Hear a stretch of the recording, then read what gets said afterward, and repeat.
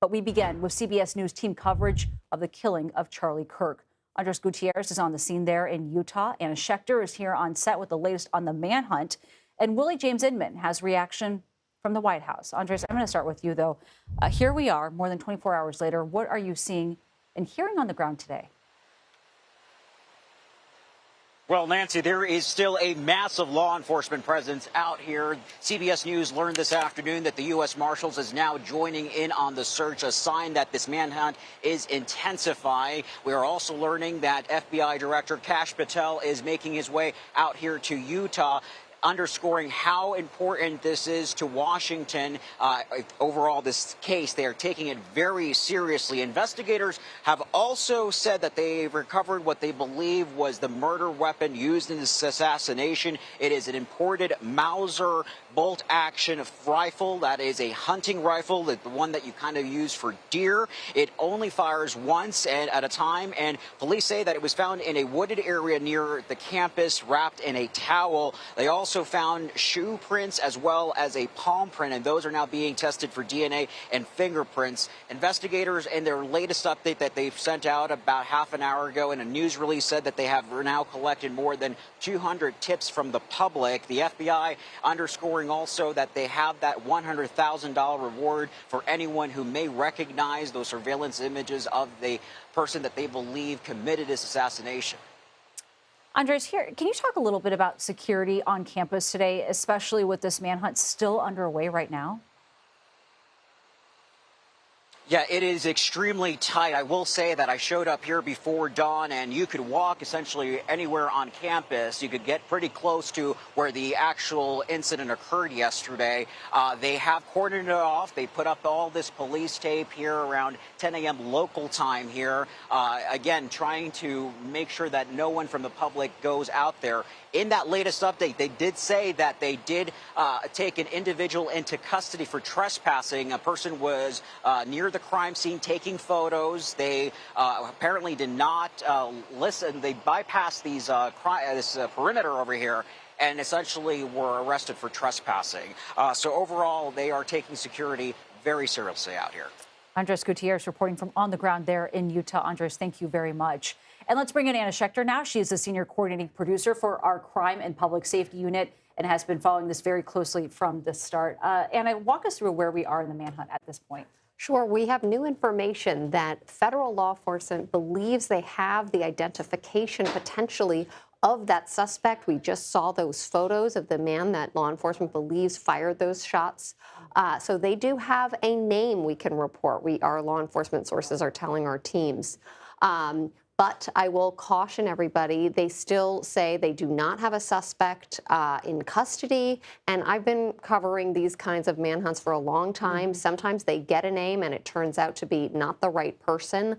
But at least this shows that they are making headway. They have at least come up with some names that they might be able to match to those photos. Especially as they continue to solicit any information from the public at anything that can help them in their investigation. Now, we mentioned, Andres did, the gun that was retrieved. What kind of firearm? Can you talk a little bit more about exactly what type of model this was and where did they find it?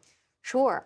Well, we learned a lot of details about where they found it. It was wrapped in a towel and it was left in the woods nearby. They believe that the suspect jumped off the roof and fled on foot into the woods, dropped that rifle. It's a hunting rifle, not a semi-automatic, and so that explains why we heard that one gunshot, one round was fired, but still from 200 meters away, probably there was a scope on that gun that the shooter used, but generally it's known as a hunting rifle. But still, the speed on that bullet, you saw what happened. We all, saw the video. So that's on the gun. Our sources have told us it's been a little bit tricky to trace that gun. The ATF was on the scene yesterday, but we have not gotten any information about serial numbers leading to information about the sale of the gun. That is all really murky for us right now. Is that unusual? Generally, 24 hours later, we might be getting in some information about the gun. Sometimes it takes a few days, though, so it sort of depends. FBI is throwing all their resources at this. They want to do this all very quickly. I should also add that the gun has been tested for fingerprints, so they want to pull that in. Now, if the suspect had never been booked before, say, for a previous crime, that fingerprint can only do so much. If there's nothing in the system, there's nothing to match against. We also saw this with Mangione. You know, he was wearing a mask, so the photos didn't help with facial recognition software. In the photos we're seeing, he's wearing sunglasses and a baseball cap. That could also slow down the facial recognition software or inhibit the facial recognition software from popping a positive ID. And something that was pre-planned if you're going to be looking to stay under the radar, too. And Schecter, thank you very much for joining us. And as he left the White House for New York City this afternoon, President Trump spoke with reporters about Charlie Kirk and the search for a gunman. Well, Charlie Kirk was a great person, a great man, great in every way, especially with youth. And what he did, what this man did, was disgraceful. So hopefully we'll have him and we will deal with him very appropriately. Let's bring in CBS News White House reporter Willie James Inman. Willie, thank you for being with us. We see those flags at half-staff. How is President Trump honoring Charlie Kirk today? Yeah, that's right, Nancy. And earlier today, during those remarks at the Pentagon, the president said that he would posthumously award the Presidential Medal of Freedom to Charlie Kirk at a ceremony to be determined in terms of the timing of that event. Now, we, of course, know that the Presidential Medal of Freedom is the highest honor that a president can give a civilian. And as you mentioned, the president ordered the flags here at the White House and around the country to fly at half-staff in honor of Charlie Kirk. And we, of course, know that not only was he close with the president, he was close with other officials here at the White House. And Chief of Staff Susie Wiles described yesterday as a very tough day behind the scenes here at the White House in a radio interview that she took part in earlier today. And I'll also note in those brief remarks that the president gave to reporters before he boarded Marine One heading to New York City, he said that he will be attending the funeral of Charlie Kirk. He said essentially, whenever it is, I'll be going. So the president likely to honor Mr. Kirk at his funeral whenever that happens, as he mentioned earlier today. That clearly meant a great deal to the Trump family. And Willie, we're also learning that Kirk's body is flying home to Arizona on Air Force Two. What do we know about those plans?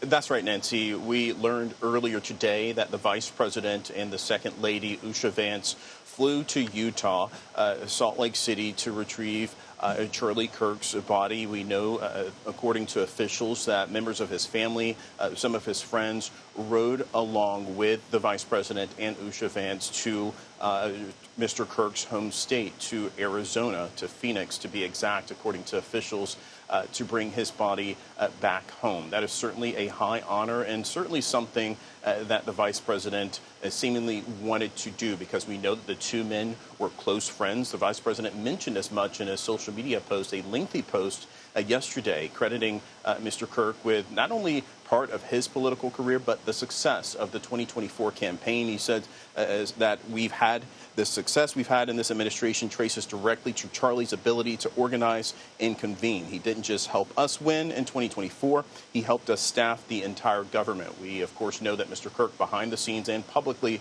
was heavily involved with selecting several officials, including Mr. Vance, for Mr. Trump's cabinet. Nancy. A very solemn flight home. Willie James Inman, thank you.